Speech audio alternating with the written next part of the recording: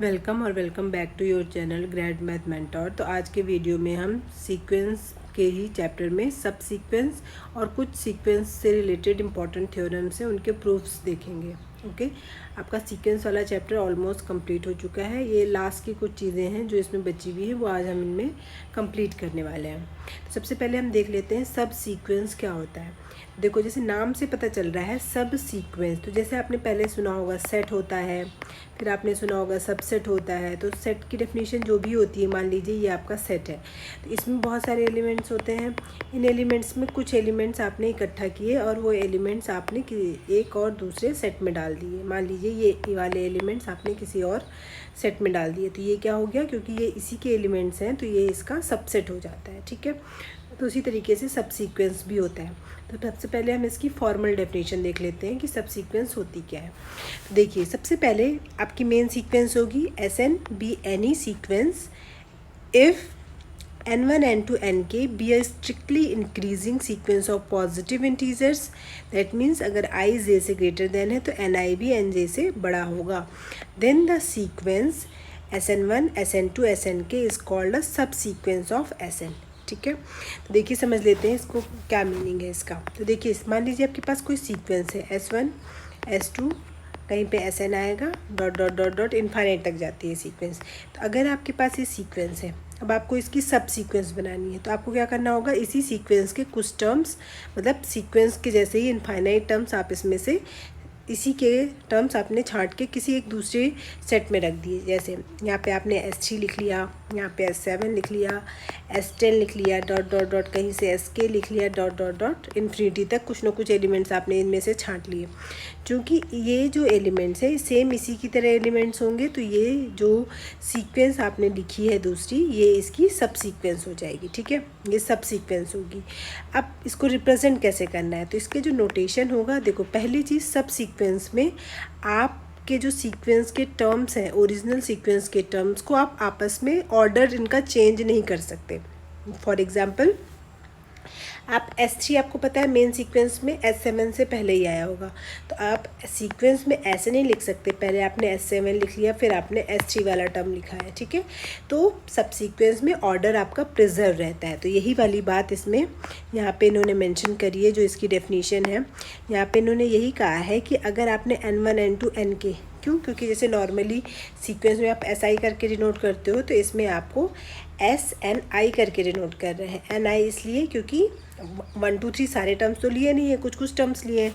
तो यही है कि आपने सबसे पहले तो एक नेचुरल नंबर्स का सबसेट बनाया। ठीक है, वो नेचुरल नंबर्स के सबसेट को आपने किससे डिनोट किया है, N1 N2 Nk से डिनोट कर लिया है। और ऑब्वियस ही बात है, अगर बेस बड़ा है I और J, क्योंकि रैंडम Ni और Nj होगा, I अगर J से बड़ा है तो Ni भी टोटल क्या हो जाएगा, Nj से बड़ा होगा। ठीक है, तो उसके बेसिस पे आपने नई सीक्वेंस डिसाइड कर ली है। ठीक है, तो इसको अब एग्जाम्पल के थ्रू समझ लेते हैं कि एग्जाम्पल क्या कहता है।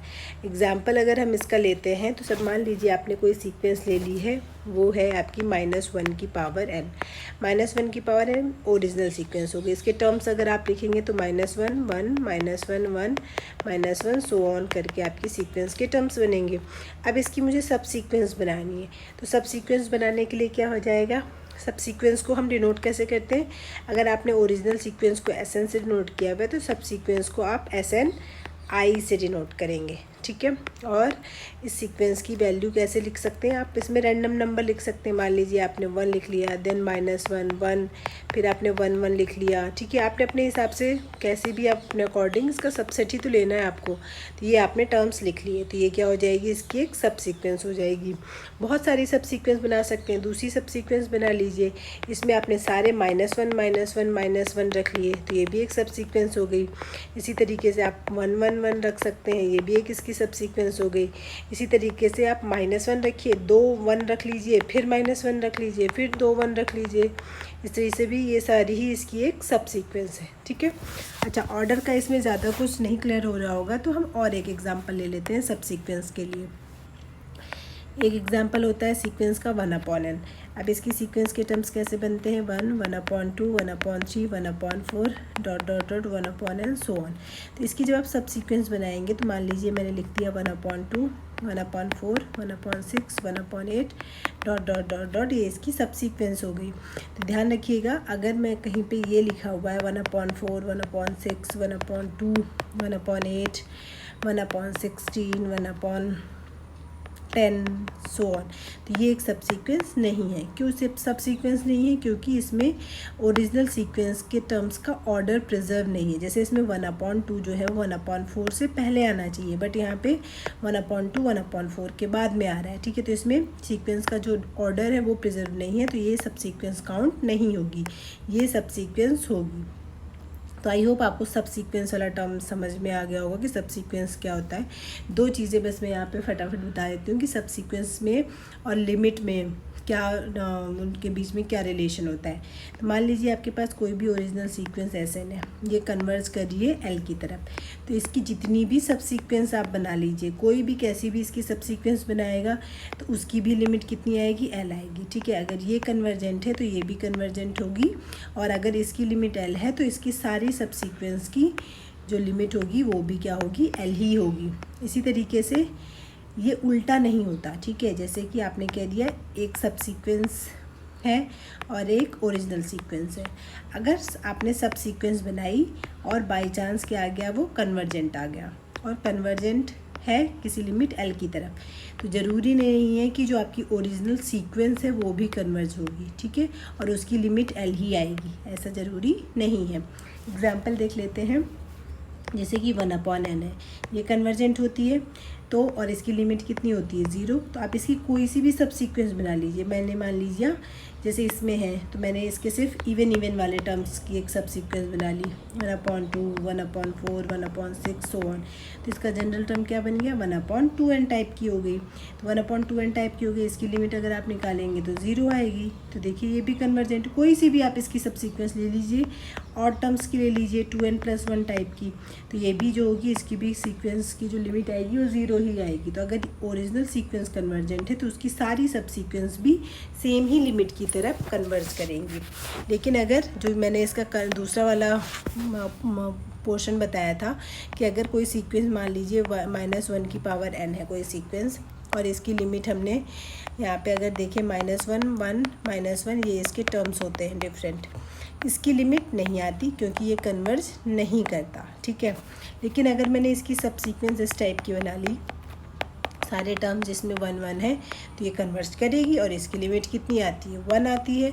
इसी तरीके से और सब सीक्वेंस बना सकते हैं जिसमें सारे टर्म्स -1 है, तो इसकी लिमिट -1 आएगी, ये भी सब सीक्वेंस है और इसी की सब सीक्वेंस है।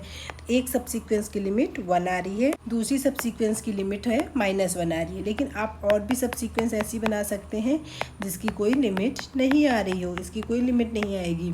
तो इस तरीके से आपने देखा कि अगर ओरिजिनल सीक्वेंस कन्वर्जेंट नहीं है तो ज़रूरी नहीं है कि उसकी सब सीक्वेंस कन्वर्जेंट ही होगी या कन्वर्जेंट नहीं होगी, कुछ भी ज़रूरी नहीं है।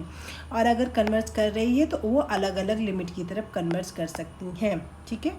तो आई होप आपको ये सब सीक्वेंस से रिलेटेड चीज़ समझ आ गई होंगी, ओके।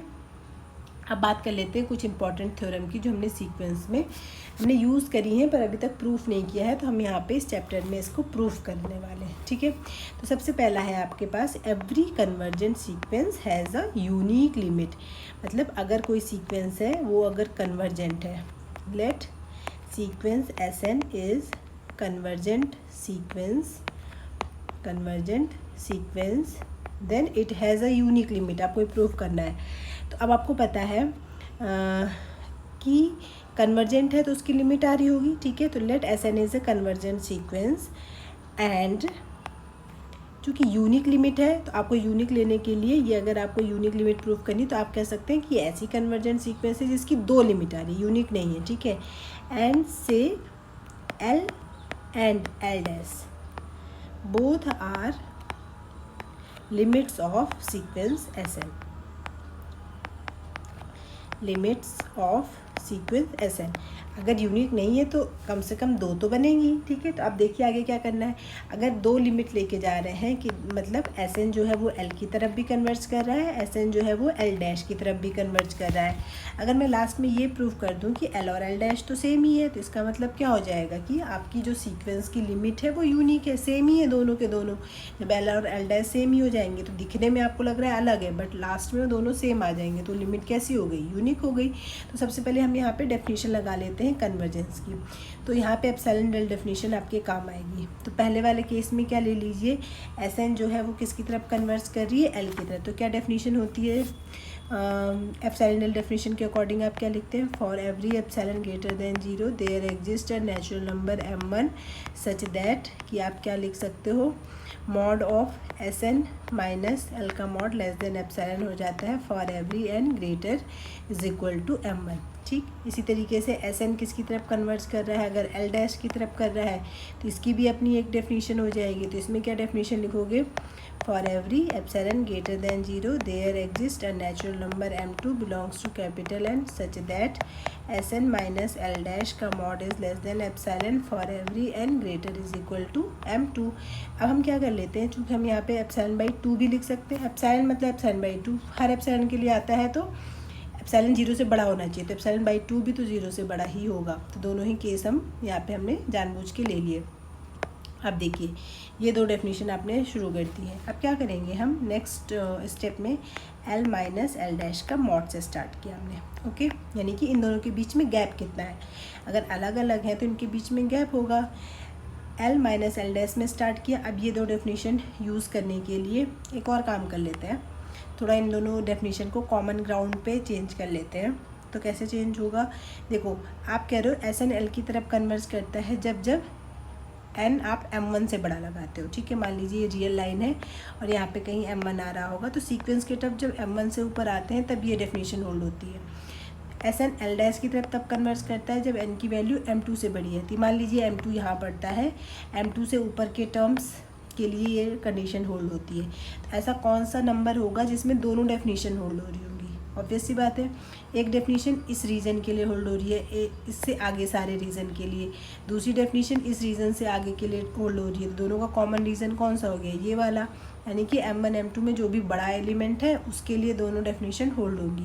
तो इनका कॉमन ग्राउंड क्या हो गया, मैक्सिमम ऑफ m1, m2। यहाँ पे जो डेफिनेशन लिखेंगे आप लिख सकते हैं, this implies for every epsilon greater than 0 there exist m, और हमने क्या ले लिया, मैक्सिमम ऑफ m1, m2, और यहाँ पे लिख देंगे हम such that S N minus L is less than epsilon by 2 and साथ में S N minus L dash का मॉड भी less than epsilon by 2 for every n greater is equal to m। ये डेफिनेशन होल्ड हो गई।